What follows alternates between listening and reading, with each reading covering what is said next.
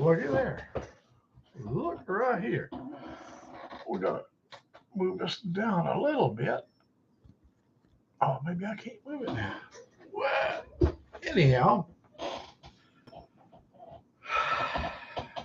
there's never a dull moment in the old Max world. I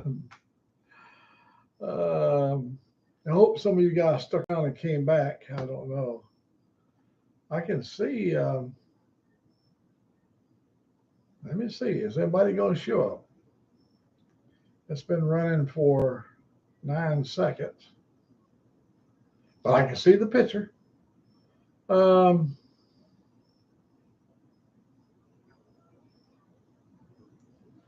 need to tilt that down more. Oh, there's Motorbike. Yeah, yo, man. We're gonna let me tilt this camera down a little bit more. I think I might have tilted it too much. I don't care. Yeah, well, you see it. Gotta cover my nuts up. Damn. I don't want to sit there and let them hang out around the world. Okay. Okay, the sound is good. We had a probably pretty productive day. I didn't realize how much trash we got. We got trash everywhere. Oh, man. Anyhow, I'm riding with Ruby, American Outlaw, Sick Bastard. Thank you guys for sticking around and coming back for the Old Mac show. This is a after supper chat. The last one was supper with Old Mac, but as you can see, it didn't work out good. Here's what happened.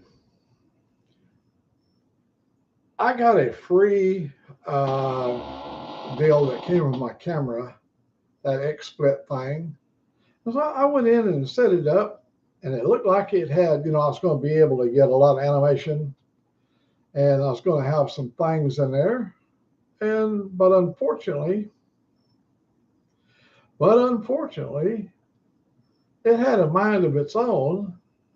And when it went to a page where there was no places, see, I'd already activated to go live, and it went to that page you saw, and I couldn't get past it.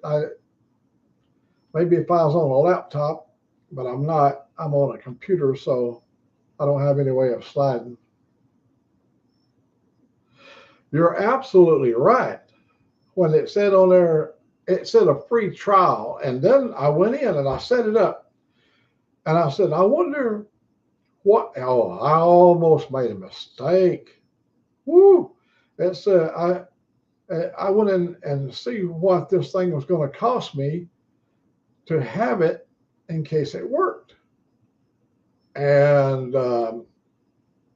$140 for the program. And I thought, I just hesitated for a moment. I thought about just buying it. But I thought, well, I'll just wait till I get 6 months free, I think. I said, when it ends, then I'll make that decision. Well, thank God I didn't buy it. OBS Studio is free. It's what I use for the longest time. OBS. This right here works all right. You just don't have the little spaghetti stuff. I mean, when you put an image over there, you can only select a certain size image. It don't allow you to, I got everything in my computer is all high resolution images, and this one has a cutoff of I think 1920 by 1080 or something like that. It may go higher, but the image looks like it's a little bit distorted. But we can live without that. I saw Ray. Sick. Did Ray get left out to go back to Georgia?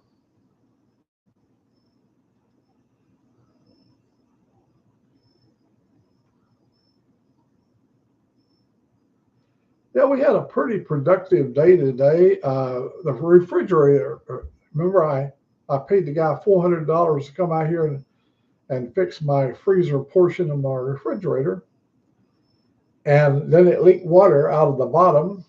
So we called him and he said, I'll be right out. And he came out today and he wanted $100 more for going in there and releasing some more freon out of it. And I said, what is it going to cost to fix it where we don't ever have this problem again? He said, $1,200. I go, hell, I can buy a freezer for 16. And hey, Ray, did you are you still down in Florida? Or are you heading back home, or you already got home, or what's the story?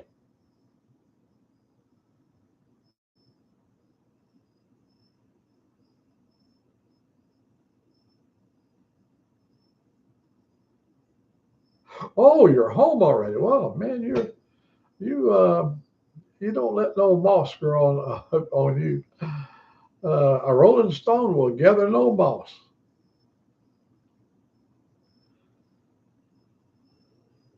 I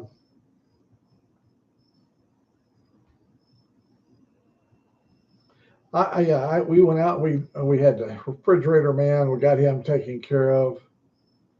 Well, man, it's sort of like he told me, he said, I told you this thing might do it again. Well, hell, you didn't tell me it's going to be 2 weeks. I wouldn't have paid him 400. I'd have said, let's just scrap it out, and I go and take that $400 and buy myself another freezer, a refrigerator with a freezer in it. No, Ray don't play. Well, I went out to the O'Reilly's and got me some 160 octane gasoline for old Miss Piggy, because riding the radio, I'm going to need some horsepower, and it's going to be all I'm going to be able to do to stay in there. But I maybe have to get his telephone number to call him and say, where are you at right now? Which state are you in? uh, Well, I thought I'd put my jersey on for my kids that live out in Washington. They, when we first, before the kids were born, there was a new little company came into town, and they got a little. It'll be easy. We can, if you're coming out of Birmingham, I'll meet you. I'll meet you over here at the Shell station. That's just right up. Just come up I-65. Have you decided you're going to stay overnight, or are you going to try to make it a one-day event? Because the reason I'm saying this, if you're coming in from Birmingham up I-65, we can meet at the Shell station. That's exit 291, and then we'll ride on up to the next exit, going up there and head out on 278. And or if you want to, when we get here, we'll run over to the Swan Bridge early and take in the Swan Bridge, because we'd be really close to the Swan Bridge, and so we could do the Swan Bridge, and then we could head on up. We'll do the Clarkson, and then the last place we'll head on out over there. Maybe after we do the Swan Bridge, I don't know what time you're going to get over. It might be closer to lunch, and we'll just go do lunch in Coleman. We're just open to any suggestion. We're not. There's no. Nothing is carved in stone. We're totally fluid. Angelique and I both don't have any schedules to keep, and we just want you to have a safe ride. And we want to be able to show you some of our state, some of our things we have to offer up here in the North Park. And I find it to be pretty over there where Hooligan lives. He's got those nice hills over there. And where we're going, there are going to be a few hills to ride on. And yeah, I can do this. I'll text you and give you a total place where it'd be. I know you're coming out of Birmingham, so you'll be coming north on 65. And yeah, we could meet at I believe it's the Chevron station. But I'll have all that information when I text it to you. And if you come to there, or we can meet in Warrior. I mean, it just we can just all kinds of ways to get there.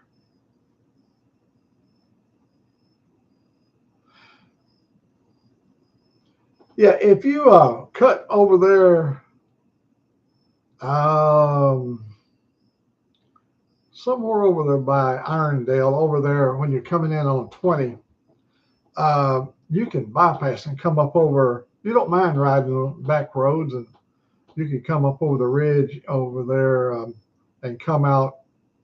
You come out on Highway 31, and you can stay on 31 all the way north till you got up to Warrior.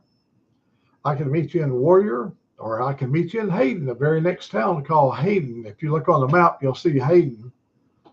And we can meet in Hayden, and that's Highway 160. And if we meet there at Highway 160, we could meet at the Valero station. There's two of them over there. But we could meet there at that intersection, and we could ride out on 160 and go straight out over the Swan Bridge while you're there, and we wouldn't be backtracking any.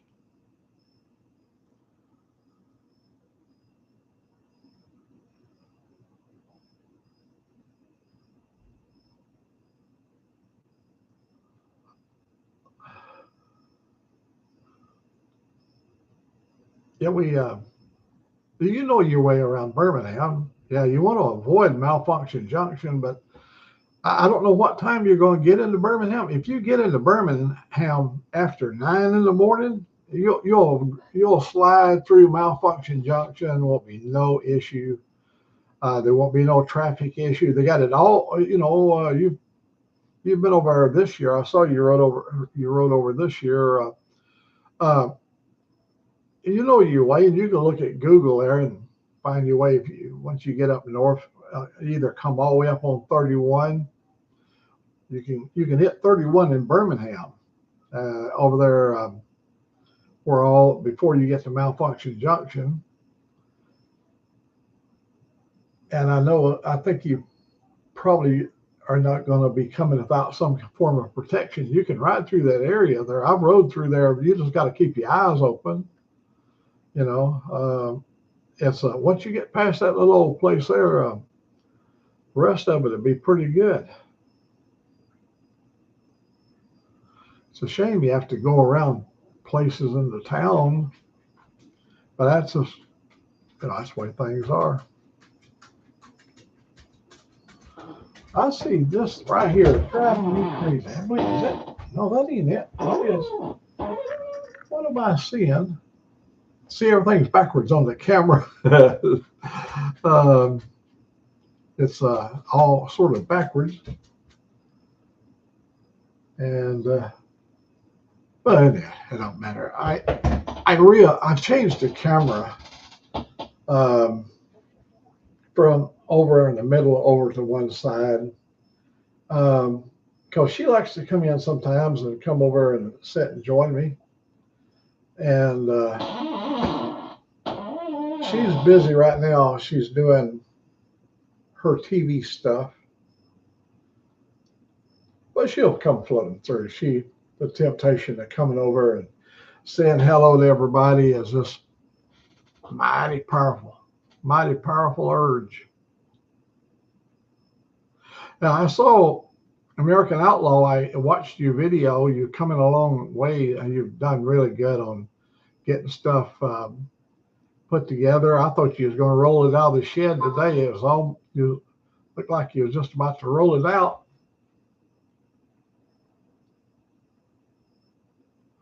And nobody's putting a rush on you. And you know the efforts you've put into it. You know the pace that you want to set. And I think you're doing really good. It looks like a motorcycle. I like your idea. of getting on there. I thought of that same thing, man. I already thought about that. Is set my GoPro up, set it, and put a background like I've got something going on, and do my whole broadcast. Oh, I did one in the yard out there where I I took the thing, my camera, set it up out there, but I didn't have enough internet. That's when I had that other system. And about a few minutes, I guess the video was blinking in and out. And it was pitiful. Oh, it was pitiful. But yeah, I'm really pleased to see you making such headway with your bike. It's kind of a race. It's a race on seeing how far you can get along. And like you said the other day, you can take a lot of that stuff into the house and work on it and clean it and get stuff ready and then go out there and get you one of them little butane heaters, or you may already have it out there. You guys know how to survive up in Minot. I was there. I mean, when we was there, we was well protected. We had a lot of everything there to keep us. We lived in GSA housing, and but um, the local people, man, they did really good. They kept you could go over there and look out across that valley there, and you can see the the condensation coming off all of the heaters and stuff, and it was leaving like a little mist over the valley. And yeah, I had a friend that went up on the ridge, and he made an explosive device about this big around. He was our pyrotechnician. He made explosives for the Minuteman missile system. He all the door of the Minuteman is lined with 7 great big stainless steel pins, but they've got explosive charge in them. When pressure gets on them, a certain amount of pressure, they blow and come loose. That's how, when it gets ready to launch the missile, that door slides back and those pins are blown loose, and that allows a debris bin catcher to catch any falling stuff so it wouldn't hit the missile. And he was the guy that made all those pins up. He charged them. He made the stuff, and he charged the pins, and we installed them, put them in, or the crew did. But anyhow, he made one of those really nice and put it on the arrow. He had a crossbow. And at Minot, a home team, it was what's called a home team, the football team, the homecoming game. He went up there and shot that arrow way up. And he had the fuse and everything timed. When that thing got about, maybe 50 feet above the football field, poof.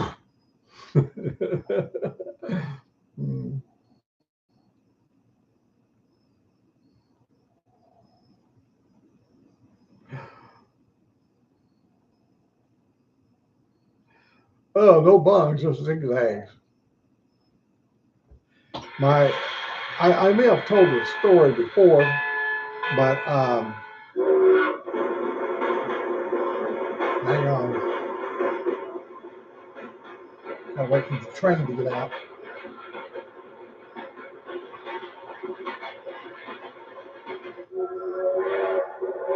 There you go. Get on out of here, train.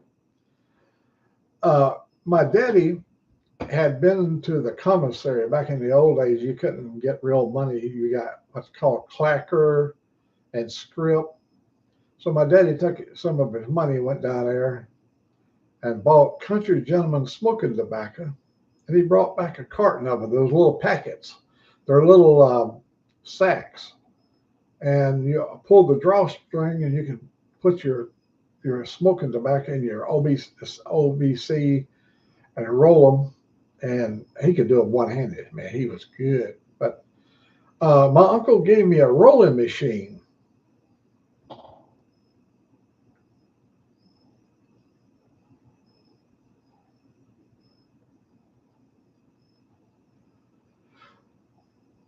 His brother had given a rolling machine, and when we got home with the rolling machine, he was asleep. He was sleeping off a drunk, and so we rolled all of that is packs of tobacco, and we had a shoebox full of little cigarettes for him. Finally, he woke up. We couldn't wait for him to wake because we had done, my brother Gene and I had done a great thing. We'd rolled all them cigarettes. When he woke up and saw them cigarettes in that shoebox, oh, he was mad. He made us strip all the papers off and put tobacco back in the bags. He said the tobacco staying in the bags kept the tobacco moist. When you rolled it up, the moisture would go into the paper, and it would be not. He said you couldn't really smoke it after a few days. But anyhow, we learned a lesson: stay away from his tobacco.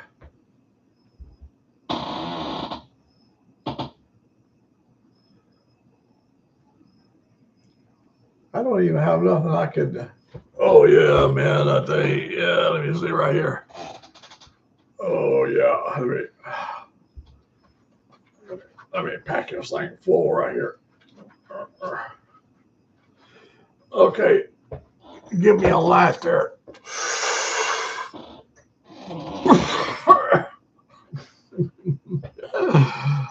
I almost got high off that hit.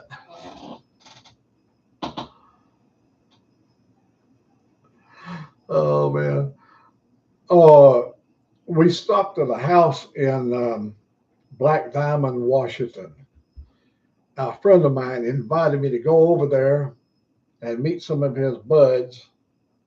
And we stopped over there, and the guys had an elk horn that was about a foot and a half long. It curved up, and it had a mouthpiece down here. And they would load some ganja in that elk horn, and they would take a hit on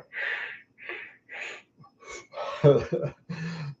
Well, they passed it around, and I got to finish it off. You know, when you get that collective smoke down at the end there, that's where the main stuff is at. Woo! I was driving I had a big old 4-wheel drive with big wheels on it.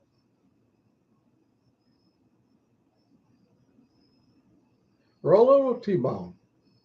My daddy didn't like to have it pre-rolled because he liked to roll his own, but he didn't like it being dry. And we used to, our favorite trick was T-bone is call a store. When they finally got telephones, you'd say, y'all got any of that Prince Albert in a can? Why, yes, we do. Well, you better let him out before he smothers.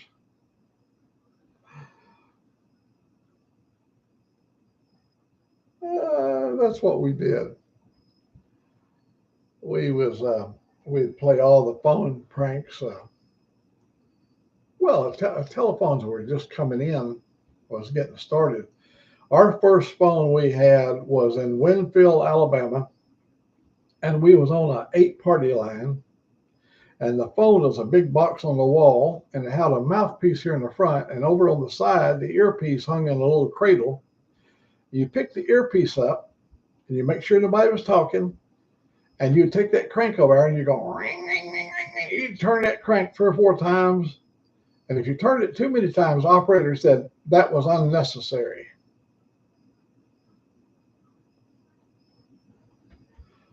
Yeah, Prince Albert I've smoked a lot of it myself. One time the tobacco jobber came by, and we was always asking for free cigarettes because they had them samples. And he said, he said, the only thing I got is I got some Picayune cigarettes. You boys, you ever had a Picayune? No, sir. He said, it comes out of Picayune, Mississippi, and it's strong Turkish tobacco, and that's the reason I got so many free samples. Ain't too many people don't like it, but if y'all want it, you can have it. So we get them Picayune cigarettes. They're little in brown paper, little Picayunes, and we lit up a Picayune. Oh, my head was just spinning. And then we had right next to our school, we had an old gentleman named Mr. Gunter. Mr. Gunter was a tobacco grower, and Mr. Gunter would take and hang the tobacco up in his shed. He had these regular tobacco buildings. And one time we came by, and Mr. Gunter was rolling twist tobacco. He had select leaves, and he would roll them leaf after leaf after leaf, and he was making some pretty good sized stogies. But it was twist tobacco. And what you done is when you had a stick of it like that, you would roll it and pinch you off a chalk and put it between your gums and teeth.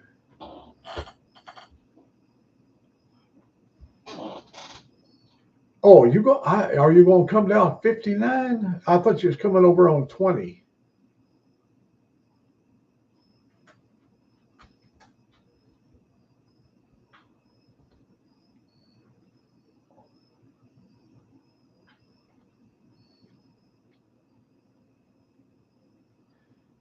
Because if you was on 59, I don't know where you're going to hit 59 over there, but if you're going to go up there and come down on 59 out of Chattanooga, um, when you come down 59, you could take the 278 exit. Highway 278, US 278 is right there at Gadsden. And you can cut straight across to Cullman, and I can meet you over there at the Chevron station in Cullman. Then we could go out and we could just do a reverse trip. Yeah, if you're going to be on 59, if you come out over somewhere out of Georgia over on 59, or if you're coming down from Chattanooga that way, yeah, just come down the Highway 278, US 278, and come west on 278, and that'll take you right where we want to go. I mean, 278 is the highway we want to ride out there to the Natural Bridge. And my original intention was I didn't know which way you was coming in, but if you're coming across that way, well, we'll just go straight out 278.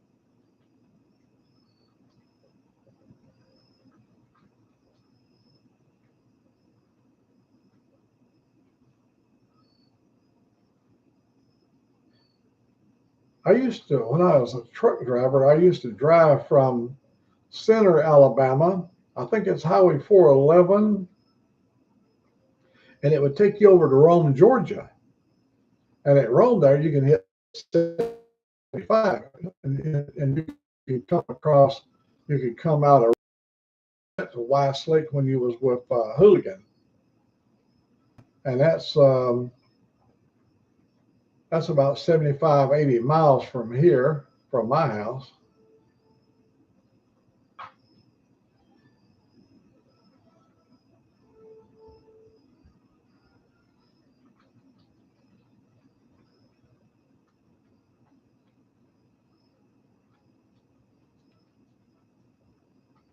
Yeah, you might look at that. Come over to Rome, Georgia, and cut across a good highway across there. I used to cross over in Alabama. You'll go right by Weiss Lake, and you'll end up down in Gadsden, right there at Highway 270.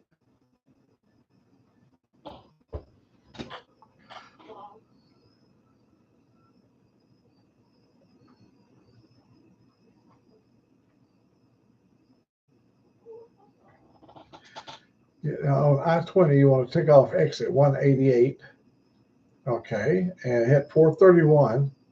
Well, you'd be going back up north and hit 278. You can do that. Yeah, you can do that. Once you get on 278, it's a straight shot west. I mean, it's good highway. A lot of trucks use it, but it's one of those deals you can't get in a big hurry, because about the time you think you got yourself going good, there'll be a tractor on the road, farmers, and And that would be a good drive. You know, when you exit over on that 431, go north on 431, you're going to come out, you know, over by Gadsden, and you hit 278, cross over into Atala, and just follow 278 west, and you'll come to first little town will be Holly Pond of any size, Holly Pond, and the next little town is going to be Coleman.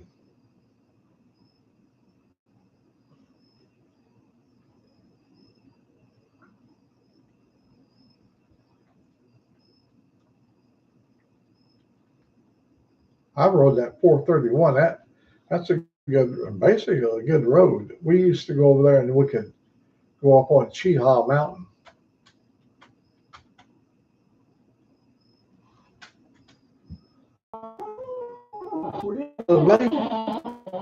Oh, there, buddy.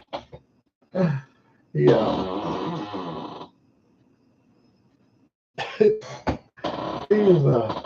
he's over by the door watching the raccoons out there.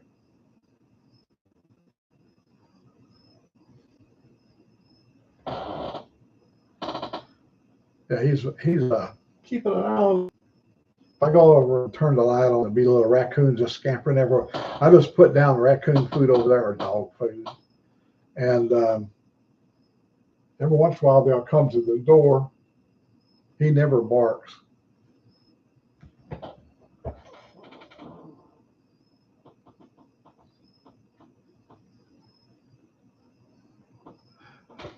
Now he's going to be riding with me, T-Bone, and I ain't going to let him get into Mississippi because you have to have your papers in order before you can cross over in Mississippi. Yep, you ended up over there. I had friends that lived in Tupelo. They're all dead now, but when they lived in Tupelo, I used to go over quite often.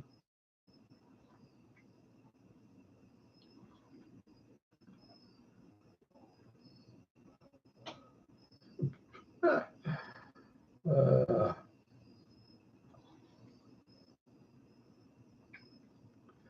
Little buddy, there's a raccoon's bothering you.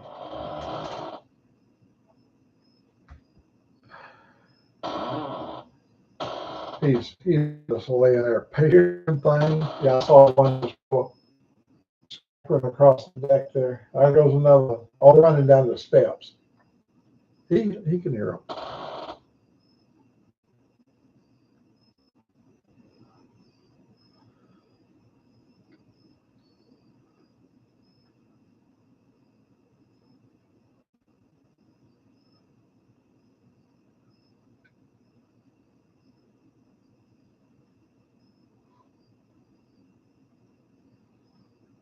Well, everybody must be.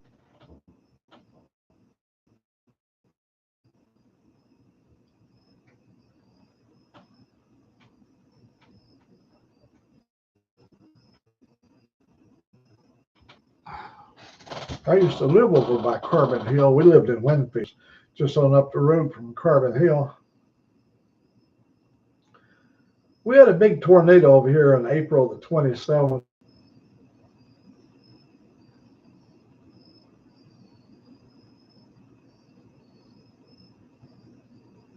Yep, after Old Mack. And it shows I've got a signal. So it must not be me.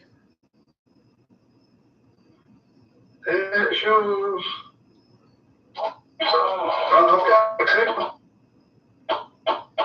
I got a full signal, full screen.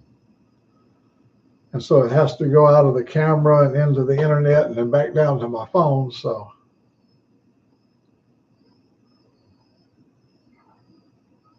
I could check one more thing. It shows I've got a signal. Let me check this over here. See my bandwidth.